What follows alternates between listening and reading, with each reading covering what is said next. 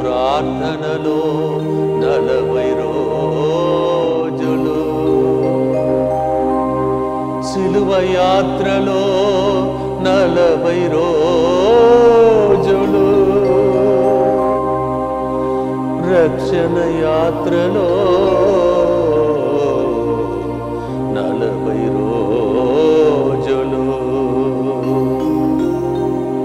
దెబ్బలను పొంది స్వస్థతనిచ్చే రోజులివి, దివ్యలోకపు దీవెనలు కురిసే రోజులివి. నాదా కలువరి నాదా, ఎందుకయ్యా ఇంత దయా, ఎందుకయ్యా ఎందుకయ్యా ఎందుకయ్యా ఇంత దయా. యేసయ్యా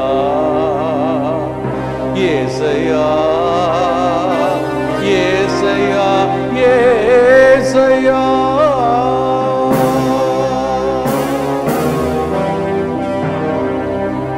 నీ సిలువ క్రింద చేరుతున్నాము యేసయ్యా, నీ బంగారు పాదములను పట్టుకుంటున్నాము యేసయ్యా. నడుపమయ్యా ఈ 40 రోజులు, యేసయ్యా నీతో ఈ 40 రోజులు. సిలువ యాత్ర, ఈ రక్షణ యాత్ర ప్రభువా, ప్రతిరోజు దైవజనుల ద్వారా మాట్లాడమయ్యా, మా కన్నీళ్లు తుడువమయ్యా, మా ప్రశ్నలకు జవాబును దయచేయమయ్యా. నీ సిలువ నుండి కారిపడిన రక్త నీటి నుండి మమ్ము కడిగి శుద్ధి చేసి నూతన కార్యములు, అద్భుత కార్యములు, ఆశ్చర్య క్రియలు చెయ్యమయ్యా. కలువరి నాదా, యేసునాదా, మా కొరకై మరణించి రక్తం చింది ప్రాణం పోసిన రక్షకుడా, నీకే స్తోత్రం. రండి, దైవజనులు పొసగబోతున్న గొప్ప శుభవార్తను ఆలకించుదాం.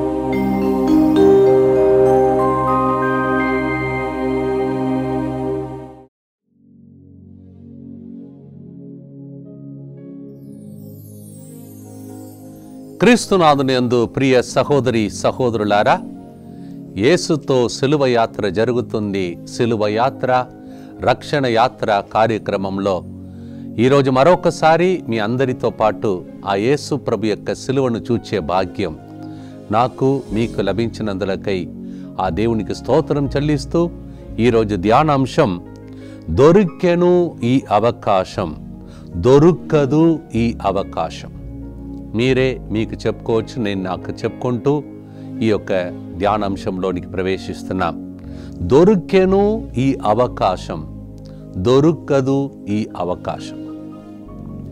దీనిలో ఉన్న ప్రాముఖ్యమైనటువంటి సారాంశమును ఎఫెసీయులకు రాసిన లేఖలో 5వ అధ్యాయంలో 15 నుండి 17వ వచనాన్ని పూర్తిగా మనం ఒకసారి చదువుదాం. ఎఫెసియన్ chapter 5:15 to 17. Bible says, this is a beautiful opportunity you may not get this opportunity again. చదువుదాం ఒకసారి. కనుక మీరు ఎట్లు జీవించుచున్నారు అని దానిని గూర్చి శ్రద్ధ వహింపుడు. జ్ఞానవీనుల వలె జీవింపకుడు, వివేకవంతుల వలె జీవింపుడు. ఇవి చెడు దినములు కనుక దొరికిన ప్రతి అవకాశంను సద్వినియోగం చేసుకొనుడు. మూర్ఖులు కాక మీరేమి చెయ్యవలెనని దేవుని చిత్తమో గ్రహించుటకు ప్రయత్నింపుడు. చాలా కార్యములు ప్రభు ఈ విషయంలో పౌలు గారి ద్వారా మాట్లాడుతున్నాడు. ప్రభు చెప్తున్నాడు, దొరికిన ప్రతి అవకాశమును మీరు సద్వినియోగం చేసుకోండి అని ప్రభు చెప్తున్నాడు. ప్రియమైన సహోదరి సహోదరులారా, దానితో పాటు ప్రభు ఏమంటున్నాడు, ఇది చెడు కాలం అంటున్నాడు. ఏంటిది ఫాదర్? మొన్ననే మీరు క్యాలెండర్ రిలీజ్ చేశారు, కాలము శుభకాలం అన్నారు, మరి ఇప్పుడు ఈరోజు చెడు కాలం అని పౌలు గారి ద్వారా కోట్ చేస్తున్నారే అని అడుగుతున్న వారికి, ప్రియమైన సహోదరి సహోదరులారా, ప్రభు చెప్తున్నాడు, ఈ దుష్ట శక్తులు ఈ లోకంలో ఎవరికి ఏ చెడు చేయాలి, ఎవరిని ఎలా నాశనం చేయాలి అని ఎదురు చూస్తున్నటువంటి కాలం ఇది. అదే టైంలో ఈ 40 రోజులు దేవుడు మనందరికీ రక్షణ కాలముగా ప్రకటిస్తూ ఉన్నాడు. ప్రభు చెప్తున్నాడు, దొరికిన ప్రతి అవకాశం అంటే ఏంటిది? 6:30 పూజ ఉంది, కొన్నిసార్లు 10 గంటల పూజలు ఉన్నాయి, 3 గంటల ప్రార్థన ఉంటుంది, 8 నుంచి 8:30 గంటల వరకు ప్రార్థన జరుగుతున్నాయి. మీ ఊర్లలో సిలువ మార్గం నడుస్తున్నాయి, మీ ఊర్లలో వడకాలు జరుగుతున్నాయి, ఇక్కడ మరి ముఖ్యంగా వడకం జరుగుతున్నాయి. మనమందరం కూడా ఈ అవకాశమని సద్వినియోగం చేసుకోవాలంట.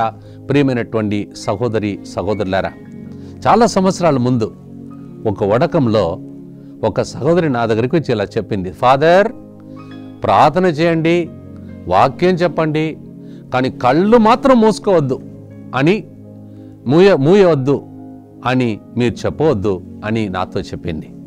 నేను అన్నాను, కళ్ళు మూసుకుంటేనే కదమ్మా మనము దేవునిలో ధ్యాసలో ఉంటాము. ఆమె చెప్తుంది, ఫాదర్ ఈరోజు మీరు కళ్ళు మూసుకోమని చెప్పి ప్రార్థన నడిపించారు కదా ఫాదర్, నరకం ఒకవైపు మోక్షం ఒకవైపు ఉన్నదని మీరు చెప్తుంటే కళ్ళు మూసుకొని ప్రార్థిస్తే ఫాదర్ ఒక నల్లటి రూపం ఫాదర్ నన్ను లావుకొని వెళుతుంది ఫాదర్. వెళుతూ ఉంటే అటువైపు చూస్తే నరక అగ్ని మండుతుంది. మొన్ననే కదా మీరందరూ విని ఉంటారు, లూకాసు వార్త 16వ అధ్యాయం 19 నుంచి మంగళవారం నాడు ప్రభు మనతో మాట్లాడాడు. ఏమని మాట్లాడాడు నిన్న? ప్రభు చెప్పినటువంటి మాట, ఆ ధనవంతుడు పట్టు వస్త్రం ధరించి తింటూ తాగుతూ ఉన్నటువంటి వ్యక్తి సడన్గా నరక అగ్నిలో మండుతూ ఉన్నాడు. లాజరు అబ్రహాం ఒడిలో ఉన్న దాన్ని చూచి ఏడుస్తూ ఉన్నాడని మనం విన్నాం. అర్థమేమిటి? ఆయనకు అవకాశం ఇచ్చాడు దేవుడు. ఈ భూలోకములు ఎన్నో ప్రార్థనలు, ఎన్నో అవకాశములు. ఆయనతో దేవుడు మాట్లాడాడు. రోజు నీ పక్కనే నీ కింద చూడు ఒక మనిషి బాధపడుతున్నాడు. ఆయన చేసిన 2 పొరపాట్లు. ఒకటి, తనకు ఇచ్చినది దేవుడు ఇచ్చినదని మర్చిపోయాడు. తాను తింటూ తాగుతూ తన శరీరం గురించి ఆలోచిస్తూ ఉన్నాడు. ఆయనకిచ్చిన అవకాశం దేవుని స్మరించాలి, ఇది దేవుడిచ్చిన దానం అని మర్చిపోయాడు. రెండవది, ఆయన క్రిందనే ఉన్నటువంటి బల్లం క్రింద ఒక వ్యక్తి పేదవాడు, కుక్కలు వచ్చి ఆయన పుండ్లను నాకుతున్న దాన్ని చూశాడు. కానీ ఒక చిన్న సహాయం కూడా చేయలేదే. దొరికిన అవకాశం ఇది. ఒకవైపు తన ఆత్మ గురించి దేవునితో మాట్లాడే సమయం, ఇంకొక వ్యక్తికి సహాయం చేసే అవకాశం వాడుకోలేదు కదా. ఎప్పుడు ఏడ్చాడు చెప్పండి? చనిపోయిన తర్వాత మనిషి ఏడుస్తున్నాడు. అందుకే నా టాపిక్ మీరు మర్చిపోకూడదు. ప్రభు నాకు ఇచ్చిన టాపిక్ ఇది, మీతో పంచుకుంటాను. దొరికేను అవకాశం, దొరకదు ఇక ఈ అవకాశం. ఆ మనిషితో దేవుడు అనేక అవకాశం కల్పించాడు, కానీ ఆయన వాడుకోలేదు. చివరికి నరక అగ్నిలో మండుతూ ఆయన ఏడుస్తున్నప్పుడు అబ్రహాం ఏమన్నాడు? అక్కడ నుంచి ఎవరు ఇక్కడికి రాలేరు, ఇక్కడ నుంచి అక్కడికి ఎవరు వెళ్ళలేరు. అర్థమేంటిది? ఈ భూలోకంలోనే అనేక అవకాశం. చూడండి, ఎందుకండి ప్రోగ్రాం 40 రోజులు ఎంతమంది సేవకులు నాతో మీతో మాట్లాడుతూ ఉన్నారు. ప్రతిరోజు వాళ్ళు ఇక్కడికి రావాలి, వాక్య పరిచర్య చేయాలి. మీరు చూస్తున్నారు, ఇక్కడ ఉన్న గురువులందరికీ ఒక్కరోజు కూడా రెస్ట్ లేదు. ప్రతిరోజు ఒక అవకాశం. ఏమంటున్నాడు? నిర్ణయం చేసుకో, కూర్చొని ఆలోచించు, ధ్యానించు. ఎందుకు? ఇది చెడు కాలం అని ప్రభు మనతో మాట్లాడుతున్నాడు. ప్రియమైన సహోదరి సహోదరులారా, మీరు ఒక్కసారి ఈ విషయాన్ని నేను చదివి వినిపించాలని ఆశపడుతున్నాను. హెబ్రేయులకు రాసిన లేఖలో 12వ అధ్యాయం మీరు తర్వాత పూర్తిగా చదువుకోండి. 16, 17 మాత్రం చదువుతాం. అక్కడ ఈసావు తిండి కోసం అండి, తిండి కోసం, ఒక్క పూట ఆహారం కోసం ఆయన జీవితంలో గొప్ప అవకాశం. ఎలాంటిది? జీవితాంతం తరతరముల వారికి తన తండ్రి ద్వారా పొందుకున్నటువంటి ఆ శ్రేష్టత్వమును కోల్పోతున్నాడు. తర్వాత ఏం చేశాడు చదువుదాం. హెబ్రేయులకు రాసిన లేఖ 12, 16 నుంచి 17. ఒక్క పూట తిండి కొరకు. చూడండి, ఒక్క పూట తిండి కోసం. చూసారా? ఒక్క పూట తిండి కోసం. చదవమా. జ్యేష్ఠత్వపు హక్కును అమ్ముకొన్నాడండి. చూడండి, తనకు ప్రభు ఇచ్చాడు గొప్ప అవకాశం. అది ఫర్ ఎగ్జాంపుల్ నాకు గొప్ప అవకాశం ఇచ్చాడు సేవ చేయటానికి, గురువుగా మారి అనేక మందికి దీవెనకరంగా మారటానికి. ఇది దేవుడు ఇచ్చిన ఒక హక్కు, ఆయనకి ఇచ్చాడు దేవుడు. కానీ దాన్ని అమ్ముకొన్నాడండి. మనం కూడా ఈ లోకపరంగా చాలా ఆశీర్వాదం అమ్ముకుంటున్నాం, సైతానికి అమ్ముకుంటున్నాం. చదవమ్మా. ఏసావు వలె ఎవరును వ్యభిచారియును భ్రష్టుడును కాకుండా శ్రద్ధ వహింపుడు. తరువాత అతడు తన తండ్రి దీవెనలను పొందగోరినను నిరసింపబడినని మీకు తెలియను. చూసారా? తర్వాత ఎంత ఏడ్చాడంట. English Bible says he cried, he wept bitterly. ప్రభువా నాకు ఇంకొక ఛాన్స్ ఇవ్వు, ప్రభువా నాకు ఇంకొక ఛాన్స్ ఇవ్వమని ఏడ్చాడు. కన్నీటితో మొరబెట్టాడంట. కానీ దొరికిందా? పోగొట్టుకున్నాడు. అలాగే మన జీవితం. ఆయన జీవితంలో దేవుడు ఆయన ఆశీర్వదించాడు. నీకే ఈ గొప్ప ఆశీర్వాదం ఇచ్చాడు. కానీ ఒక్క పూట తిండి కోసం ఆ ఆశీర్వాదం కోల్పోయాడు. ఆయన జీవితంలో తిండి కోసం. మరి మన జీవితంలో అనేక ఆశీర్వాదములు. చూడండి, సిలువ నుండి దేవుడు 2 చేతులను చాచి వేచి ఉన్నాడు. స్వస్థతనిస్తాను, విడుదలనిస్తాను, మీరు అనుగ్రహం తర్వాత అనుగ్రహం, కృప వెంబడి కృప, యోహాను 1:16 ప్రకారం మీకు ఇస్తానని ఆ సిలువ నుండి 2 చేతులను చాచి దేవుడు వేచి ఉన్నాడు. ఇది మంచి అవకాశం. ఒక్కరోజు కాదండి, 2 రోజులు కాదండి, 40 రోజులు. అందుకే మళ్ళీ నేను రిపీట్ చేయాలని అనుకుంటున్నాను. దొరికేను ఈ అవకాశం, దొరకది ఈ అవకాశం. ఎంత ఏడ్చాడు, దొరికిందా? లేదు. ప్రియమైన సహోదరి సహోదరులారా, అందుకే ఈ రక్షణ దినమును, ఈ దేవుని యొక్క సిలువ యాత్ర ద్వారా మనము కూడా దేవునితో యాత్ర చేస్తూ, నేను తిరిగి ఫ్లాష్ బ్యాక్ లాగా నేను ఎలా జీవించాను, ఈ జీవితం ద్వారా రాబోయే దినములలో నాకు చెడు దినములు రాబోతుందా, మా పిల్లల విషయంలో అద్భుతాలు జరగబోతుందా లేదా అని చెప్పి ఆత్మీయ పరీక్ష, ఆత్మీయ యాత్ర అని కూడా చెప్పవచ్చు. సిలువ యాత్ర, రక్షణ యాత్ర, ఆత్మీయ యాత్ర, స్వస్థత యాత్ర, అద్భుతాల యాత్ర. చాలా పేర్లు పెట్టి మనం పిలవచ్చు. ప్రియమైన సహోదరి సహోదరులారా, ఆదాం అవ్వ జీవితాన్ని ఒకసారి పరిశీలించుకుందాం. ఆదాం అవ్వ మీకు తెలుసు, ఈ స్టోరీ అందరికీ తెలిసిన స్టోరీ. ఆ స్టోరీలో ఉన్న లోతైన సత్యం మీకు వివరిస్తాను. Adam and Eve, you know the whole story, the very first book, such a beautiful opportunity. What's the opportunity? ఆది కాండం 3వ అధ్యాయం 8వ వచనంలో ఆదాం అవ్వ ఇద్దరు వారితో పాటు దేవుడు యాత్ర చేశాడు. ఇప్పుడు మనం సిలువ యాత్ర చేస్తున్నాం కదా, అలా దేవుడు సమయమున కిందకి దిగి వచ్చి వాళ్ళతో పాటు యాత్ర చేశాడంట. ప్రియమైన సహోదరి సహోదరులారా, వాళ్ళతో పాటు చల్లని గాలిలో పిక్నిక్ లాగా ఉండి ఉంటుంది. God was with them, God was moving with them. What a wonderful life it was. కానీ వాళ్ళు కూడా ఒక చిన్న తిండి కోసం, ఒక యాపిల్ కోసం జీవితాన్ని అమ్ముకున్నారు. ఓకే, జరిగింది. ప్రభు వచ్చాడు కదా, కిందికి దిగి వచ్చాడు. ఇగో చూడండి, మన దేవుడు ఎవరంటే, మన పాపములో పడిపోయినప్పుడు మనం త్రోసేసే దేవుడు కాదు. అందుకే ఆయన మనలను వెదక్కి వస్తాడు. వద్దన్న పిచ్చి ప్రేమ ఆయన వెంటనే వచ్చి, ఎందుకంటే మాట ఇచ్చిన దేవుడు మాట మారడు. వాళ్ళ వెంట వస్తున్నాడు. ఆదాం ఎక్కడ ఉన్నావు? ఈరోజు ఎన్ని రోజులు అయిపోయిందండి? 14వ తారీఖు స్టార్ట్ అయింది. మనం లెక్క పెట్టుకుంటాం. ఇన్ని రోజులు ప్రోగ్రాం జరుగుతుంది. ప్రభు అడుగుతున్నాడు, ఇన్ని రోజులు ప్రోగ్రాం సాగుతుంది, ఇంకా కొన్ని రోజులు ఉన్నాయి, నీవు ఎక్కడ ఉన్నావు? ఇన్ని ప్రోగ్రాం జరుగుతున్నాయి. ఫాదర్ సిరిల్, నీవు ప్రోగ్రాం ఇస్తున్నావు, నీవు ఎక్కడ ఉన్నావు? ఒక గురువుగా ఎక్కడ ఉన్నావు? ఆశీర్వాదంగా జీవిస్తున్నావా? చాలా మందికి కన్నీళ్లు తుడిచే వ్యక్తిగా, గురువుగా నేను నియమించాను, ఎక్కడ ఉన్నావు నీవు అని ప్రభు అడిగే రోజులు ఇవి. మంచి అవకాశం. అలాగే మిమ్మల్ని చూసి ప్రభు అడుగుతున్నాడు, నీ కుటుంబం ఎక్కడ ఉండాలి? నీ పిల్లలు ఎక్కడ ఉండాలి? నీ తల్లిదండ్రులు నీ ద్వారా ఎక్కడ ఉండాలి? ఒక్కసారి ఆత్మ పరిశీలన చేసుకొని ప్రభు పిలుస్తున్న గొప్ప అవకాశం. ప్రియమైనటువంటి సహోదరి సహోదరులారా, వాళ్ళిద్దరిని వెనక్కి వచ్చాడు. ఆదాం, నీవెక్కడ ఉన్నావు? ఏమన్నాడు చెప్పండి? తప్పు జరిగింది ప్రభా, క్షమించండి ప్రభా, ఇంకొక అవకాశం నాకు ఇవ్వమని అడిగాడా? చేయలేదే. ఏమన్నాడు?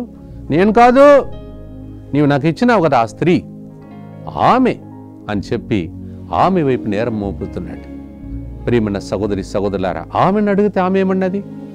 తప్పైపోయింది నాయనా, నన్ను క్షమించమని ఒక కూతురులాగా చెప్పిందా? ఆమె ఏమన్నది? నేను కాదు, నీవు ఆ సర్పం నన్ను మోసగించిందని సర్పం వైపు చూసింది. ప్రియమైన సహోదరి సహోదరులారా, ఈ విధముగా ఒకరి మీద ఒకరు అసహించుకుంటున్నారు. చివరికి బలి అయినది ఎవరు? సొంత కొడుకు ఇంకొక కొడుకును చంపే రీతిలో ఆ కుటుంబం మొత్తం శిథిలావస్థకు వెళ్ళిపోయింది. ప్రియమైన సహోదరి సహోదరులారా, అందుకే ప్రభు మనతో అంటున్నాడు, ఇది గొప్ప అవకాశం, ఈ అవకాశంను సద్వినియోగం చేసుకోండి. అందుకే నా టాపిక్ దొరికేను ఈ అవకాశం, దొరకదు ఈ అవకాశం అని టాపిక్ మీద మనం ఈరోజు ధ్యానిస్తున్నాం. ప్రియమైన సహోదరి సహోదరులారా, యెషయా గ్రంథం 55వ అధ్యాయం 6వ వచనాన్ని ఒకసారి చదువుదాం. ప్రియమైన సహోదరి సహోదరులారా, ఐసాయా chapter 55 verse 6, we shall read that. నేను ఇష్టపడు ఉపవాసం ఇది, మీరు అన్యాయపు బంధనములను విప్పుడు, ఇతరుల మెడ మీదికి ఎత్తిన కాడిని తొలగింపుడు, పీడితులను విడిపింపుడు, వారిని ఎట్టి బాధలకును గురి చేయకుడు. ప్రభు చెబుతున్నాడు, నీ ఉపవాసము, నీ క్రియలన్నీ కూడా నీ జీవితాన్ని మార్చాలి. ఇది గొప్ప అవకాశం. ఉపవాసం, ప్రార్థనలు ఇవన్నీ కూడా మన జీవితాన్ని మార్చాలి అని చెప్పేసి ప్రభు మనతో మాట్లాడుతున్నాడు. ప్రియమైనటువంటి సహోదరి సహోదరులారా, ఆ వాక్యం ఏమంటున్నదంటే, seek the Lord while he may be found, call upon him while he is near. దేవుడు చేరువలో ఉన్నప్పుడే నీవు ఆయన దగ్గరికి చేరుమని యెషయా 55వ అధ్యాయం 6వ వచనంలో మనం చదువుతున్నాం. ప్రియమైనటువంటి సహోదరి సహోదరులారా, అందుకే ఆదాం అవ్వ పోగొట్టుకున్నది మన జీవితంలో పోగొట్టుకున్నకూడదని దేవుడు సిలువ యాత్ర, ఆత్మీయ యాత్ర, రక్షణ యాత్ర మనతో పాటు మాట్లాడుతున్నాడు. ప్రియమైన సహోదరి సహోదరులారా, మనం న్యాయాధిపతుల గ్రంథంలో 13వ అధ్యాయంలో, 14వ అధ్యాయంలో, 16వ వచనంలో ఒక సత్యం నేర్చుకోగలుగుతాం. దేవుడు సంసోన్ని ఎన్నుకున్నాడు. నీ ద్వారా, నీవు నజరైట్ అంటే ఎన్నుకోబడిన వ్యక్తివి, నీ ద్వారానే ఇజ్రాయేలు ప్రజలందరినీ నేను రక్షించాలని దేవుడు ఆయన్ను ప్రత్యేకంగా ఎన్నుకున్నాడు. ప్రియమైన సహోదరి సహోదరులారా, కానీ ఆ వ్యక్తి ఒక్కనాడు తన చూపులో, చాలాసార్లు మత్తయి సువార్త 6:22లో మనం చదువుతున్నాం, మన కళ్ళు మన దేహమునకు దీపిక. ఎప్పుడైతే కంటి ద్వారా సైతానుడు ప్రవేశిస్తాడో అప్పుడు ఆ వ్యక్తి విభచారమునకు లొంగిపోయాడు, పాపమునకు లొంగిపోయాడు. ఎంతో గొప్ప వ్యక్తి, గాడిద ఎముకతో ఒకప్పుడు 1000 మందిని చంపిన వ్యక్తి ఇప్పుడు ఒక చిన్న చూపులో వ్యామోహములో పడిపోయాడు. చివరికి వాక్యం చెప్తుంది, న్యాయాధిపతుల గ్రంథం 16వ అధ్యాయం 20వ వచనంలో మనం ఇలా చదువుతున్నాం. వాక్యం చెప్తుంది, చివరికి ఆయన కళ్ళతో పాపం చేశాడు కావున ఆ కళ్ళు రెండింటిని శత్రువులు వచ్చి పిరికేశారు. మీకు తెలుసు, ఆయన ఉన్నటువంటి ఆ బిల్డింగ్, ఆయనకున్న శక్తితో ఆయన అట్లా షేక్ చేసినప్పుడు ఆ బిల్డింగ్ కూలిపోయి ఆయన జీవితం అంత్యమవుతుంది.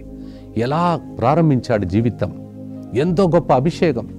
తల్లి కడుపులో పిండముగా ఉన్నప్పుడే దేవుడు చెప్పాడు తల్లితో, ఆ న్యాయాధిపతుల గ్రంథం 13వ అధ్యాయంలో, అమ్మా జాగ్రత్త, నీవు మద్యపానములు సేవించకూడదు, ఎందుకంటే నీ కడుపులో ఉన్న బిడ్డ ద్వారానే ఈ ఇజ్రాయేల్ ప్రజలందరినీ రక్షించబోతున్నాడు. ఆ వ్యక్తిని దేవుడు ఎన్నుకుంటున్నాడు. Is a separated person. Samson, God chose him even in the womb of his mother. God told, through this person, the son, I am going to redeem the Israelites. కానీ తల్లి చేసిన త్యాగాన్ని మర్చిపోయాడు. తల్లి తన జీవితంలో మద్యపానములు, ఈ లోక సంబంధమైనది ఏది తన కడుపులో ఉన్న బిడ్డను ముట్టుకోకూడదని దేవుడు ఎన్నుకొన్నాడని బిడ్డ కోసం త్యాగం చేసింది. ఈరోజు చాలామంది పిల్లలు దాన్ని అర్థం చేసుకోవట్లేదు.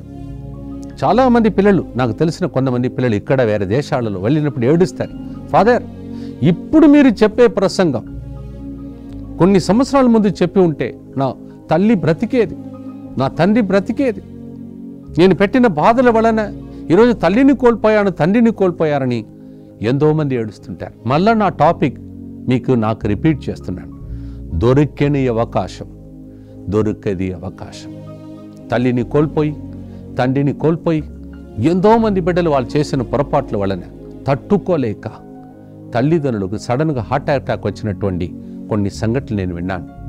ప్రియమైన సహోదర సహోదరి, నీ తల్లిని, నీ తండ్రిని, నీ బిడ్డలకు ఒక ఆశీర్వాదకరంగా మారటానికే యేసుతో 40 రోజులు అనే కార్యక్రమం ద్వారా దేవుడు మనతో మాట్లాడుటకు వస్తున్నాడు. ప్రియమైన సహోదరి సహోదరులారా, అక్కడ ఎఫెసీ 5:15-17లో మనము ఇంకొక సత్యం నేర్చుకుంటున్నాం. శ్రద్ధ వహించండి అని ప్రభు అంటున్నాడు.